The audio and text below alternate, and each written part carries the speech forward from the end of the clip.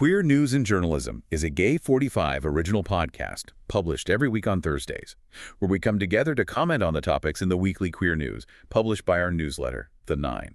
Subscribe on gay45.com to get the latest news every week.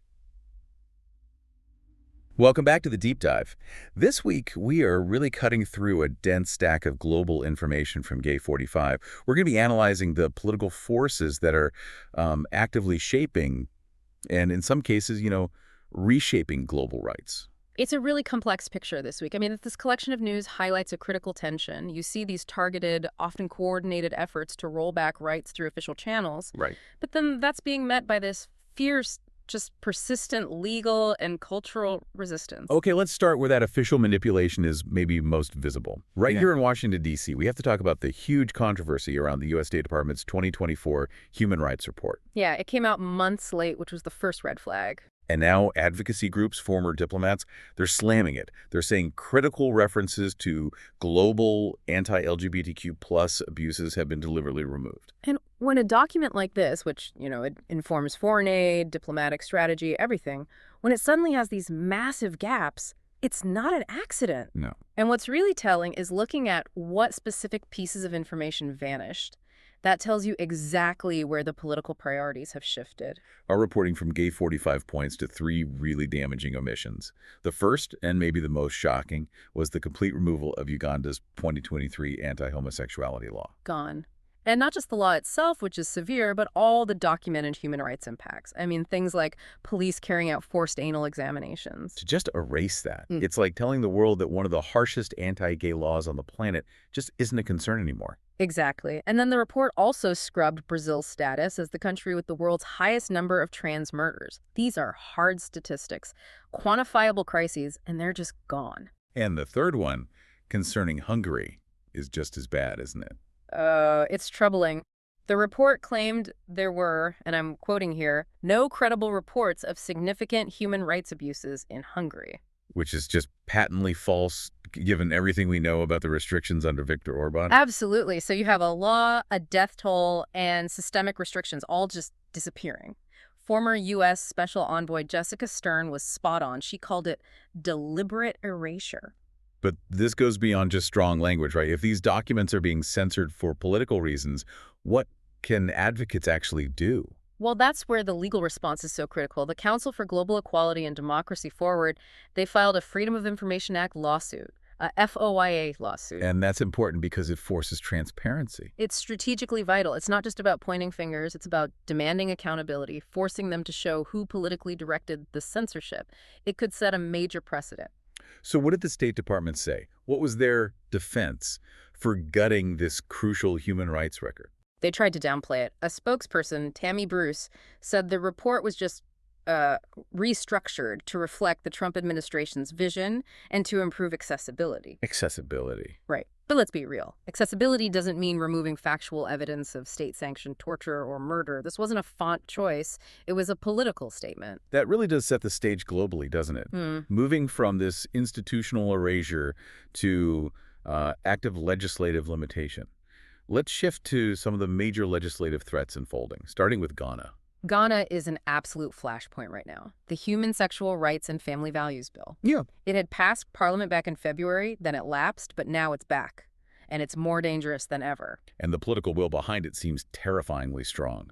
President John Dramani Mahama has actually promised to sign it. He has, citing shared family values with the Christian Council. And what signing this bill means for daily life is it's catastrophic. What are the penalties we're talking about? We're talking up to 3 years in prison simply for identifying as LGBTQ plus rights, and up to 10 years for promoting LGBTQ plus rights. Wow. So that's not just regulation. No, it's widespread, state-sponsored criminalization. It forces an entire community into hiding and shuts down every single form of advocacy overnight. Now, if we look over to Europe, there's a different kind of battle playing out in Slovakia, but it's still fundamentally about the limits of state power.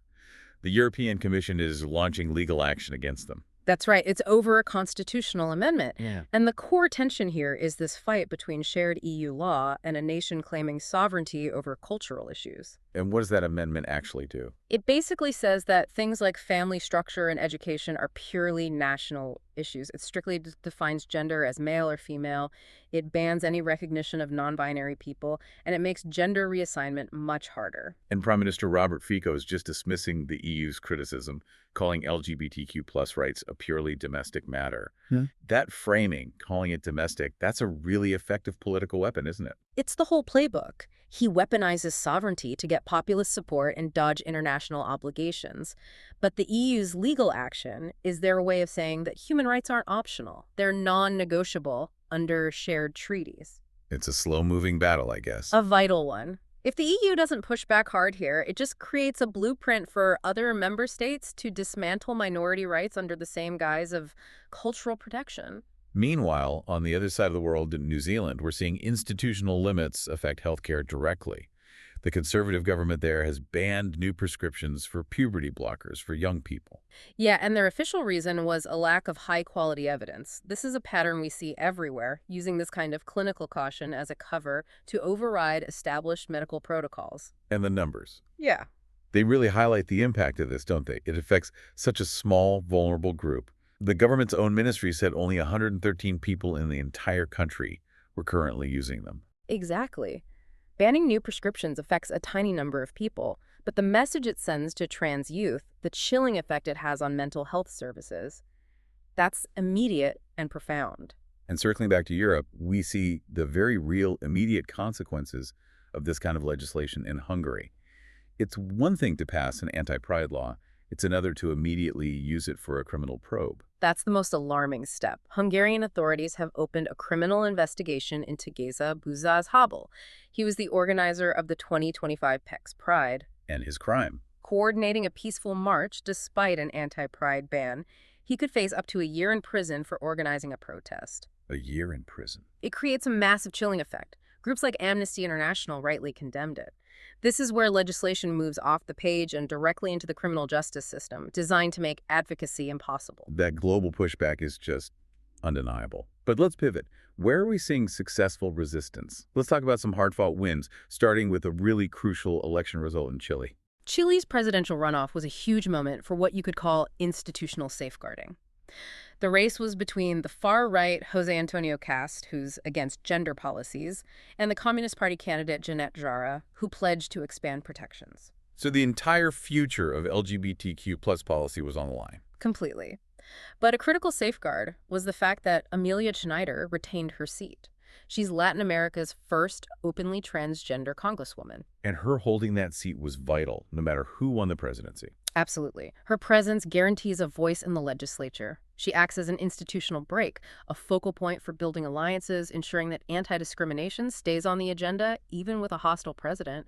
That visibility is functional power. Speaking of power, there was a major advocacy win in the EU, driven by grassroots mobilization. A huge win. The European Commission validated the anti-conversion therapy petition after it got over 1 million signatures. 1 million signatures. It's a massive symbolic victory, but the real power is in the bureaucratic process it kicks off.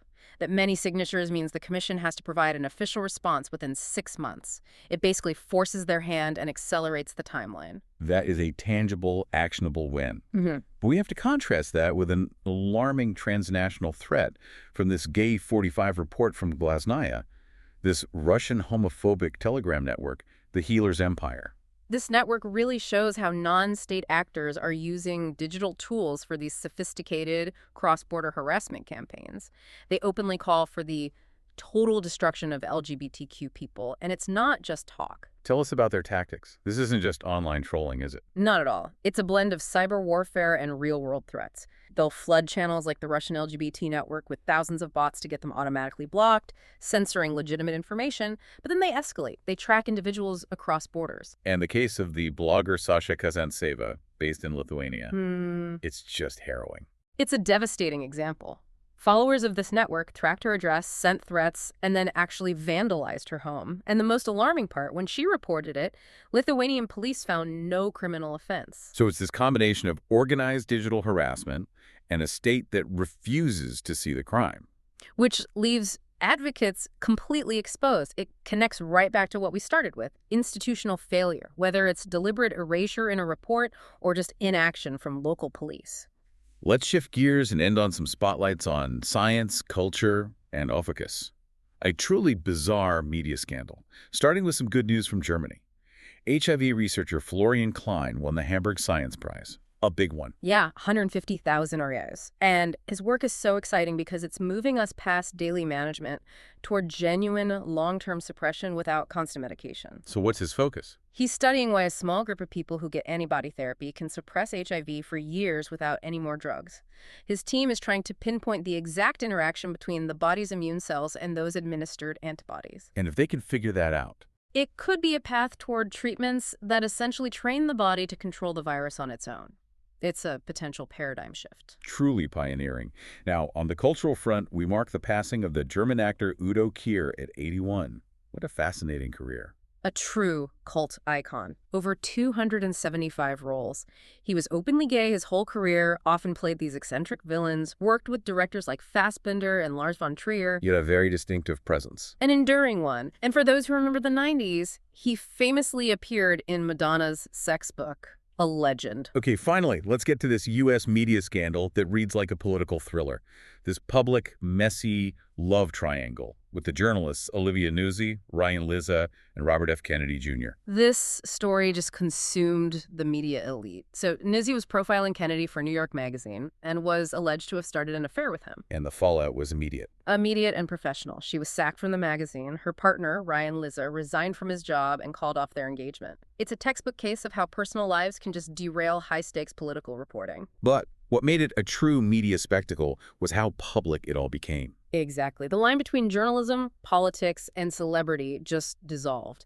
Newsy is publishing a memoir, and there are extracts describing Kennedy as insatiable. And Lizza.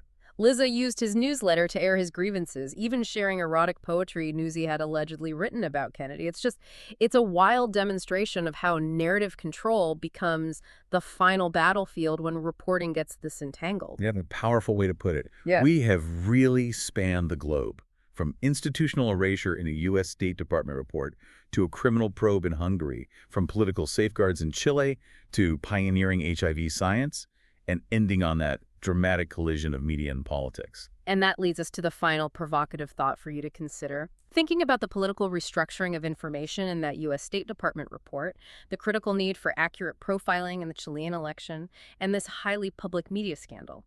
How does the very act of reporting and profiling itself become a central force, both for truth and for manipulation, in this global landscape of rights and power? You can also listen to any of our articles. Visit gay45.com to read more quality journalism.